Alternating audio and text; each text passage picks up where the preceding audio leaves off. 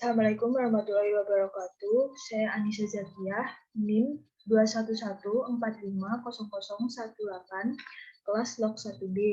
Di sini saya akan menjelaskan soal dan jawaban kuis Kindas dari nomor 1 sampai nomor 5. Yang pertama, soal pertama adalah apa yang dimaksud dengan sifat koligatif larutan? Di sini saya menjawab, sifat koligatif larutan yaitu sifat yang tergantung dari jumlah konsentrasi total partikel terlarut. Nah, di sini bisa dibedakan dari penurunan tekanan uap. Penurunan tekanan uap adalah berkurangnya tekanan uap larut murni karena pengaruh penambahan zat terlarut. Lalu ada peningkatan titik didih, penurunan titik beku, dan juga tekanan osmosis. Di sini, tekanan osmosis adalah tekanan yang dibutuhkan untuk mempertahankan keseimbangan osmotik antara suatu larutan dan pelarut murninya yang dipisahkan oleh suatu membran semi-permeable yang dapat ditembus hanya oleh pelarut tersebut. Lalu nomor 2 ada definisikan tentang hukum Raoult, serta tunjukkan dan jelaskan persamaannya, serta jelaskan apa yang dimaksud dengan larutan ideal dan tidak ideal. Nah, di sini hukum Raoult adalah tekanan uap larutan PA berbanding lurus dengan fraksi mol XA dari pelarut. Nah, karena berbanding lurus, maka kalau misalnya si fraksi mol pelarut ini besar, maka tekanan uap larutannya juga besar. Dan juga jika molnya itu besar, fraksi mol juga akan besar, lalu tekanan uap larutannya itu juga akan besar. Jadi berbanding lurus. Nah, PA0 ini adalah tekanan uap pelarut murni yang sudah ditentukan. Lalu di sini larutan tidak ideal yaitu gaya intermolekul antara solvent dan solut lebih rendah daripada gaya antara solvent dan solvent, lalu solut dan solut, sehingga tekanan uap solvent itu lebih besar daripada perkiraan hukum Raoult. Lalu yang kedua yaitu gaya intermolekuler antara solvent dan solut sangat besar sehingga tekanan uap larutan itu lebih kecil daripada perkiraan hukum Raoult. Lalu larutan ideal yaitu partikel-partikel pelarut dan terlarut yang dicampurkan berada dalam kontak satu sama lain. Pada larutan ideal dengan zat terlarut molekuler, gaya antar aksi antara semua partikel pelarut dan terlarut itu sama, jadi tidak ada yang lebih besar dan juga tidak ada yang lebih kecil. Jadi itu sama rata semua. Itu adalah larutan ideal. Sedangkan larutan tidak ideal itu antara solvent dan solut itu besar, dan juga bisa juga antara solvent dan solut itu sangat besar. Jadi itu harus sama dan seimbang. Terus soal nomor 3 yaitu suatu larutan terdiri dari 396 gram sukrosa atau C6H22O11 dalam 624 gram air. Tentukanlah tekanan uap larutan pada temperatur 30 derajat Celcius dan diketahui bahwa tekanan uap air pada 30 derajat Celcius adalah 31,8 mmHg. Nah, yang nomor 1 di sini saya mencari dulu MR dari sukrosa atau C12H22O11. AR dari C yaitu 12, AR dari H itu 1, dan AR dari O itu 16. Nah, di sini kita sudah mengetahui bahwa MR dari semuanya itu adalah 342 dari AR12 dikali jumlahnya karbon ini, terus ditambah AR dari hidrogen dikali dari jumlahnya hidrogen di dalam sukrosa ini, terus AR-nya oksigen dikali dengan jumlah oksigen di dalam sukrosa. Lalu ketemu 144 ditambah 22 ditambah 176. Jadi hasilnya 342. Itu adalah MR sukrosa. Lalu kita mencari MrH2O yang sudah kita ketahui yaitu 18. Nah, baru kita mencari mol dari sukrosa. Mol itu sama dengan gram per mr. Nah, di sini kita tahu bahwa gramnya diketahui itu 396 gram dibagi 342 sama dengan 1,158 mol.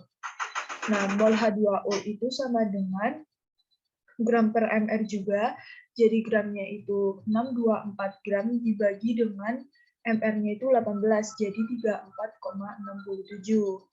Nah, setelah sudah mengetahui molnya, baru kita masukkan ke dalam rumus, yaitu P sama dengan PA0 dikali X pelarut. XP itu X pelarut. Nah, tadi sudah diketahui bahwa tekanan uap air itu sama dengan tekanan uap air murni itu sudah diketahui bahwa 31,8 mmHg dikali mol pelarut dibagi jumlah mol pelarut ditambah mol pelarut, terus nanti dihitung 31,8 dikali 34,67 dibagi 1,158 ditambah 34,67. Jadi 31,8 dikali 34,67 dibagi 35,828. Nanti hasilnya jadi 31,8 dikali 0,968. Jadi hasilnya adalah 30,7824 mmHg. Yang keempat, di sini saya lupa soalnya. Jadi di sini saya akan menjelaskan jawabannya saja. Nah, di sini adalah selisih dari tekanan uap larutan itu sama dengan P0 dikali X larut. Nah, tadi sudah diketahui bahwa selisih tekanan uap larutannya itu adalah 2 mmHg sama dengan 17,5 mmHg. 17,5 mmHg itu tekanan uap larutan murni pada suhu 20 derajat Celcius dikali N per larut per N per larut ditambah 30,67. Nah, di sini saya akan memberitahu 30,67 itu dari mana. N pelarut itu sama dengan 552 gram, yaitu masanya sudah diketahui dari soal dibagi mr-nya H2O 18 sama dengan 30,67 mol. Nah, terus itu